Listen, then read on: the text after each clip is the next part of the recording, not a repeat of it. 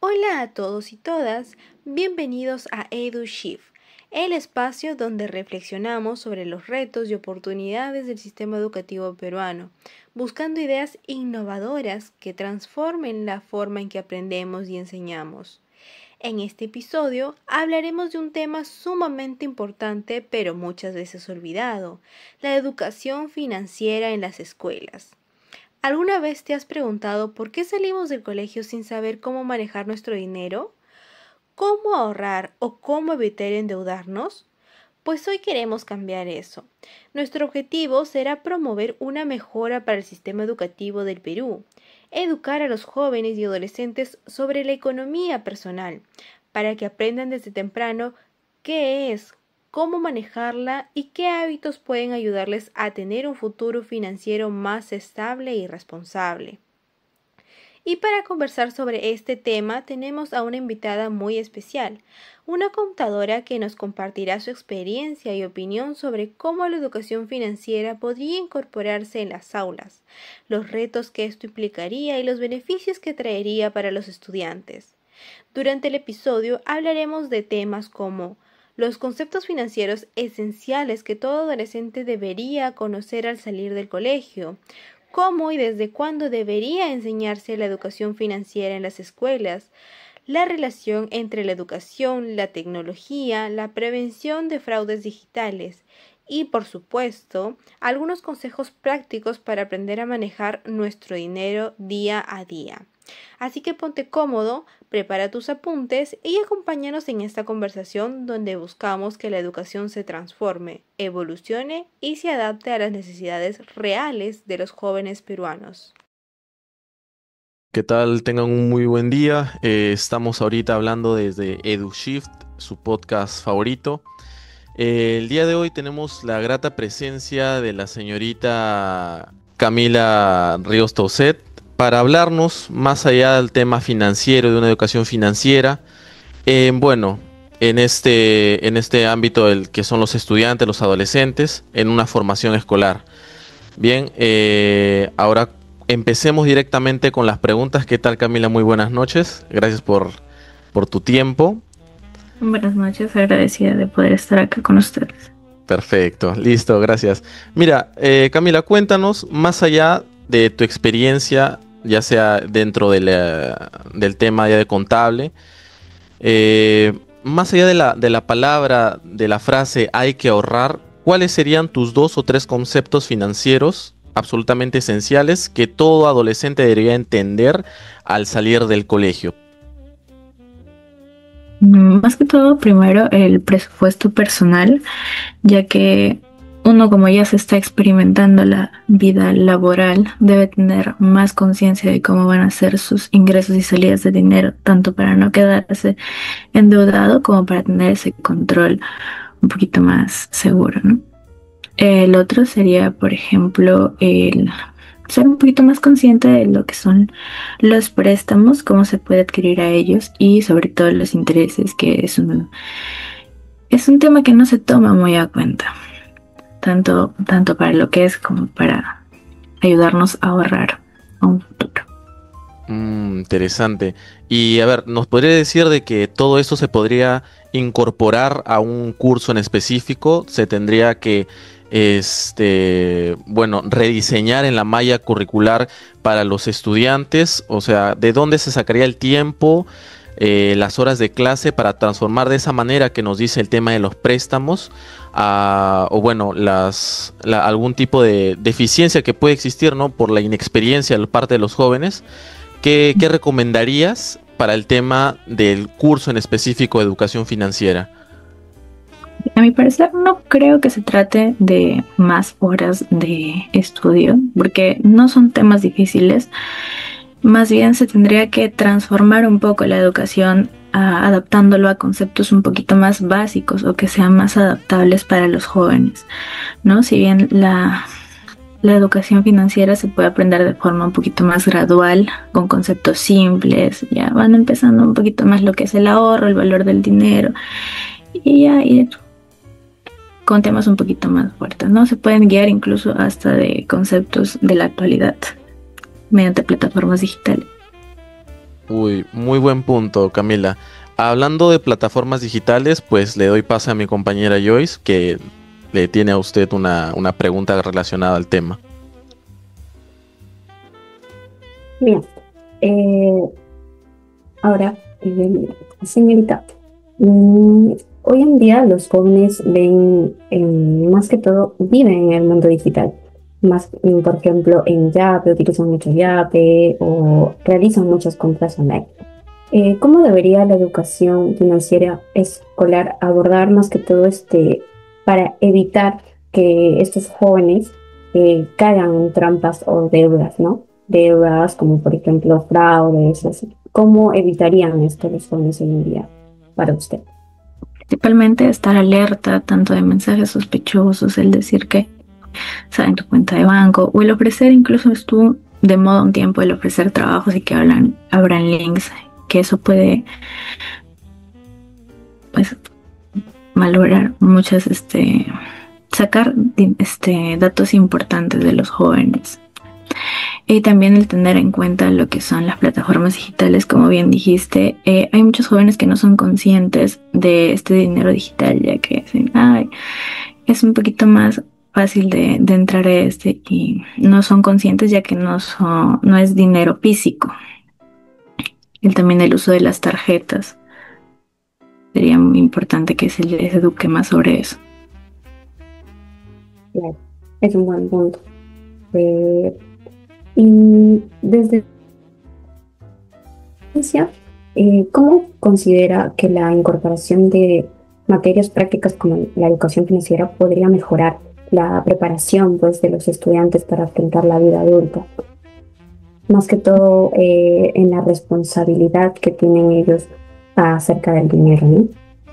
Principalmente yo creo que se debería inculcar esto en la secundaria. A mí personalmente, si me hubiera gustado que me enseñen eso, me hubiera facilitado muchísimo muchas cosas.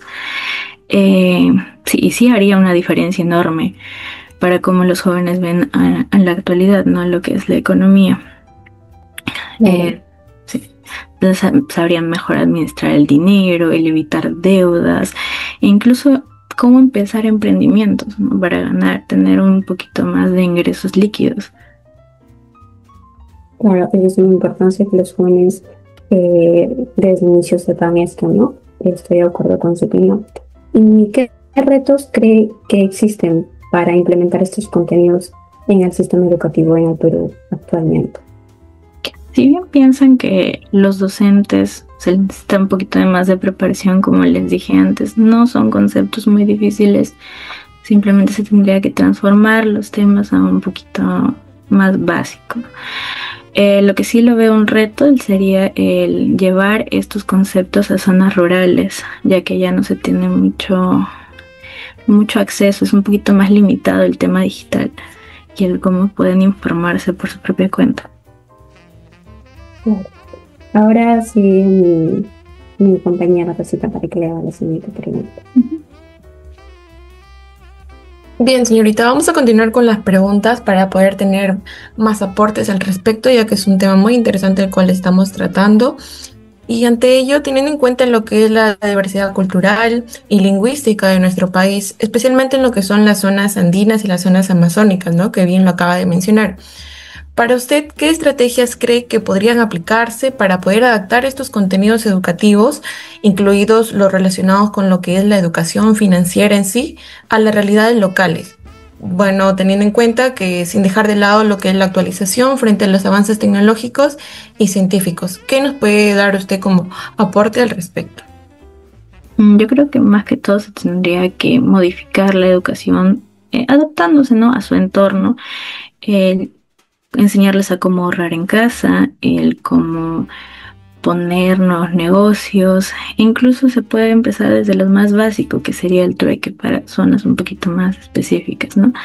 Y no quedarse simplemente en esos conceptos básicos, sino también se podría el traducir algunas enseñanzas a esas lenguas originarias, como son el quechua, el aymara, el ashaningan. El usar también otros medios audiovisuales, sino bien digitales, se puede hacer lo que son charlas, lo que son talleres, para padres también, incluso para que les enseñen a sus hijos, si es que no hay mucho apoyo docente. Claro, tiene razón. Son estrategias que en realidad, si es que nos propondríamos evaluarlo, creo que sí sería bueno y viable más que todo poder aplicarlo. Y en lo que respecta desde la contaduría, para usted, ¿qué habilidades financieras vienen a ser lo que son básicas, que deberían enseñarse en las escuelas para que se pueda fomentar así una cultura de ahorro y una cultura de emprendimiento? ¿Qué es lo que usted nos puede dar una opinión al respecto? Bueno, como les vuelvo a recargar, principalmente el presupuesto, que creo que bien conscientemente lo tienen las madres cada una en su propio hogar, la diferencia entre costos fijos y costos variables y cómo estos pueden influir, el calcular cómo es que su economía está siendo rentable, si es que se pueden hacer inversiones, si es que se puede retornar el dinero, ¿no? Para no quedar endeudados, algo así. También el uso del dinero digital, tener mucho cuidado con eso. Gracias, excelente. Mi compañera al respecto tiene más preguntas sobre el tema para poder ampliar y ahondar un poco más de ello. Señorita Camila, ¿usted cree que los docentes están preparados para enseñar este tipo de materias prácticas o sería necesario capacitarlos primero? Sería bueno una capacitación, sí, pero ya como les dije, creo que son conceptos básicos que la mayoría de adultos, si bien no son economistas, sí pueden tratar de explicar, dar algunos consejos ya a los adolescentes. Igual si no estoy diciendo que no sea necesario, sí sería bueno una capacitación. Exacto. Bueno, como sabemos, hay muchos avances científicos y tecnológicos y a la vez también sociales. ¿Qué mecanismos cree usted que debería implementar el sistema educativo para asegurar la actualización permanente en los contenidos curriculares? Si bien yo sé, hay también universidades que se vinculan con eso, que hacen convenios, no solo universidades, sino también otras empresas, para poder dar un poquito más de conocimiento a los jóvenes. Sería bueno que los colegios estén abiertos a esas charlas, además de también la preparación de los docentes. Bueno, siguiendo con el tema, teniendo en cuenta la diversidad cultural y lingüística del país, ¿cómo considera que podrían adaptarse los contenidos educativos a las realidades de las regiones andinas y amazónicas, manteniendo al mismo tiempo la coherencia del sistema educativo nacional? Como dije, se vería adaptada a la malla curricular, como también lo mencionó su compañero. Adaptándolo a un concepto más básico, empezando principalmente desde lo fundamental, ya se va progresando ya con el uso de más materiales y así. También yo creo que sería bueno el adaptar a los docentes que ya tengan una preparación bilingüe, también para enviarlos a zonas rurales. Bueno, y para culminar, ¿podría darnos unos consejos para aprender a manejar nuestro dinero día a día, por favor? Ok. Más que todo el tener una buena administración del dinero, el priorizar en gastos, en costos, ya que no solo es aprender a cómo manejar el dinero, sino a tomar las decisiones correctas de manera inteligente, ¿no? Eso sería todo. Bien, y así damos por culminado este episodio, este podcast. Agradecerle nuevamente, señorita Camila, por, transmitirnos sus conocimientos mediante estas preguntas, ¿no? Y una petición más, señorita Camila, si es que no fuera tanta molestia quizás por su tiempo. ¿Qué otro consejo, además del último que nos dio, usted nos podría dar a nosotros ya siendo estudiantes universitarios, por ejemplo?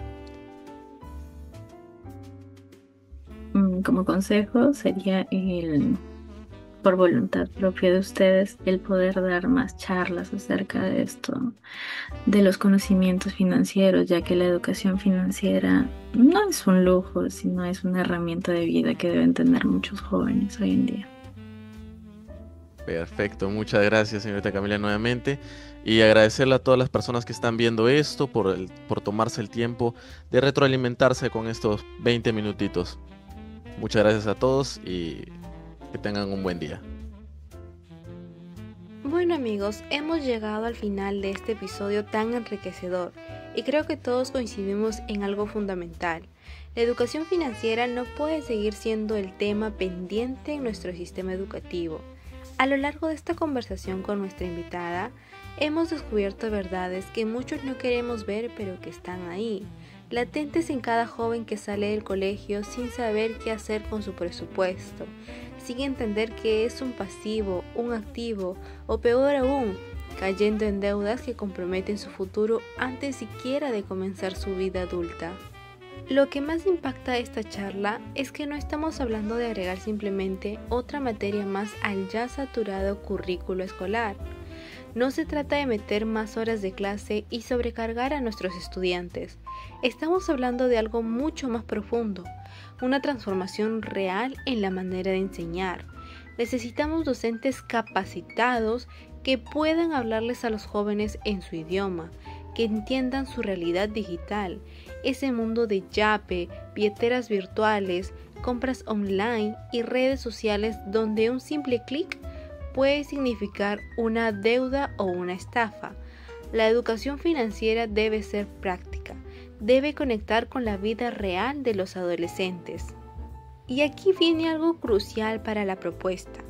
Nuestra diversidad cultural no es un obstáculo, es una oportunidad. El Perú es un país de contrastes, con comunidades andinas, amazónicas, costeras, cada una con su propia forma de entender el valor del dinero, el trabajo y el ahorro. Adaptar los contenidos a estas realidades no significa bajar el nivel, significa ser inteligentes, contextualizados y verdaderamente inclusivos.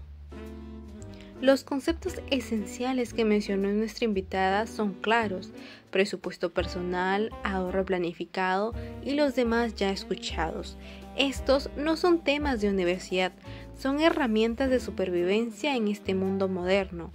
Y si a esto le sumamos el fomento de una mentalidad emprendedora, estamos preparando a jóvenes no solo para administrar dinero, sino para generarlo, crear, para innovar.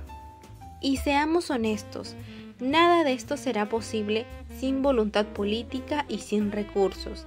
Necesitamos que las autoridades educativas asuman este compromiso no como una promesa de campaña, sino como una política de Estado.